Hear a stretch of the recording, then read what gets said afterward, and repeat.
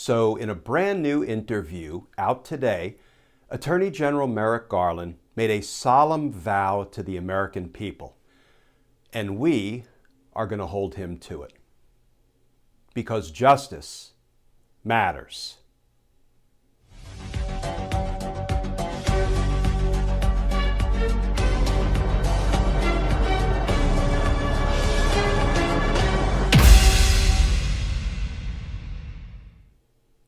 Hey all, Glenn Kirshner here.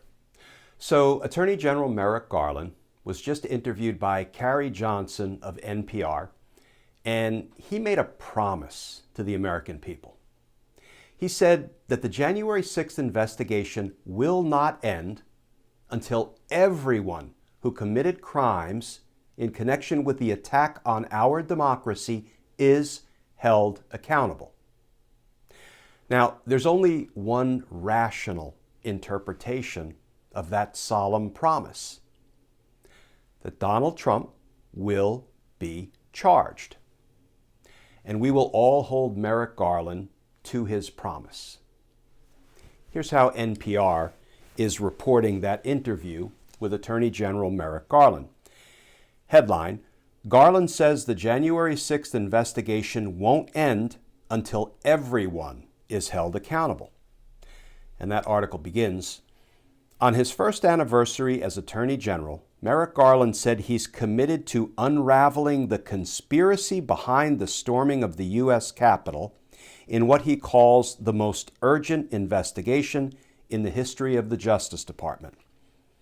Members of the House committee investigating the January 6th riot have asserted that former President Donald Trump could be charged with conspiracy and obstruction for his actions.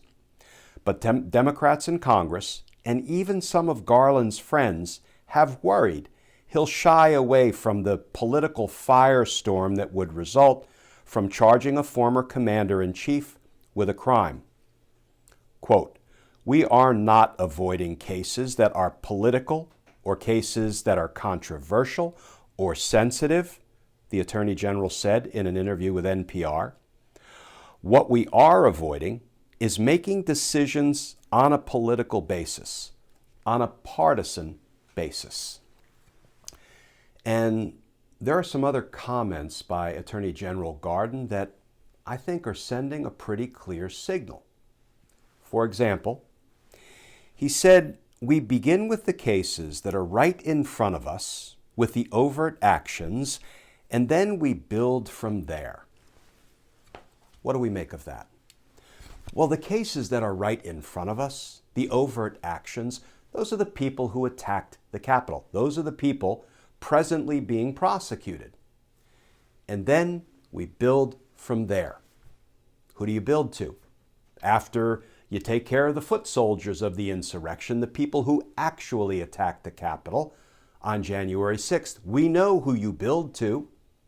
You build to Steve Bannon and Roger Stone. You build to Jeffrey Clark and John Eastman. You build to Don Jr. and Rudy and Sidney Powell. You build to the fake electors. You build to the members of Congress who were complicit in what happened on January 6th. Garland also said, after noting that we start with the cases right in front of us and build from there, he added, that is a process that we will continue to build until we hold everyone accountable who committed criminal acts with respect to January 6th. Now I can hear it. It's taking too long. Democracy is at risk. Trump should already have been arrested. Agreed. But here is one undeniable fact about the Department of Justice. DOJ does nothing quickly or with alacrity. The Department of Justice is like a big old steamer ship. It takes a long time to start moving. It changes direction slowly. It seems to take forever for DOJ to just adjust a degree or two in its course. But DOJ is thorough and methodical in its approach to criminal investigations. And here's the other thing about DOJ. It tends to be uncomfortable with new and novel investigative situations, like January 6th. And it tends to be even more uncomfortable doing things that have no precedent, like charging a criminal former president of the United States. Taking a maiden legal voyage, not really DOJ's jam. I know this firsthand from being inside DOJ for decades. I had to fight to get permission to take maiden legal voyages, like when a defendant had starved himself from 180 pounds down to 91 pounds, so he had to be transported from the jail to the hospital, and he could not be transported to the courtroom so his trial could commence, which is a requirement.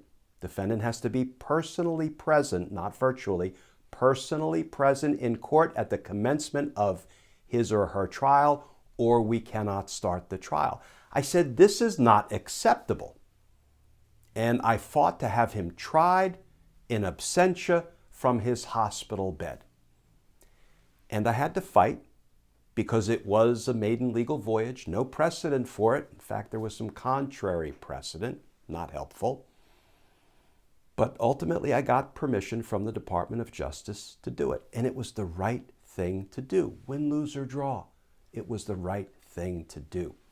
But I know how uncomfortable the Department of Justice is doing things for the first time without precedent, a maiden legal voyage. But, Merrick Garland has made us a promise that everyone will be held accountable for the attack on our democracy that unfolded on January 6th. I take him at his word, and we're going to hold him to that promise. And DOJ might not move with speed or alacrity, but I believe they will get there. I still believe that. Because frankly, our democracy depends on it. And because justice matters. Friends, hang in there. It's not easy. As always, please stay safe, please stay tuned, and I look forward to talking with you all again tomorrow.